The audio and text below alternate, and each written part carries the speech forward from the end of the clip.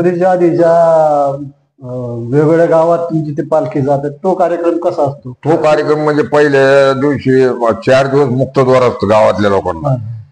मुक्तद्वार म्हणजे परत आतमध्ये जाऊन पाणी वगैरे घालायचं, कारण ते वर्षातून तेवढंच दिवस. तर पहिल्या दिवशी ह्या 4 बहिणी मानल्या 4 दिशेला. एक पहिली पालखी कार्ड्याला जाते, तर त्याला पाचूनकर आळीचा मान आहे, म्हणजे आमच्या आळीचा. दुसऱ्या पालखी लिंबगावला जाते, तिथं याचा मान आहे माळाळीचा 2 नंबरला. 3 नंबरची पालखी गणेगावला जाते, तिथं लांडे आळीचा माली 4 आहे तिथं, लांडे, शेळके, पाचूनकर आणि केडकर. आणि 4थी पालखी ढोकसाळीला जाते, तिथे एक बहीण आहे, तिथं मग ते यांचा मान आहे शेळक्यांचा. आधी 4 दिवस 4 पालख्या जातात. 4थ्या दिवशी मग संध्याकाळी इथं पालखी आली की सगळे गावातले लोक दर्शनाला वगैरे जाऊन पालखी खाली जाते, भजन कीर्तन करीत. तिथे गेल्यानंतर मग आरती होत्यात गणपतीच्या, आणि संध्याकाळी आरती झाली की 10 ते 12 वाजेपर्यंत कीर्तन होतं तिथं चतुर्थीला. कसं आमच्या गावामध्ये गणपती वगैरे कोणी बसवित नाही.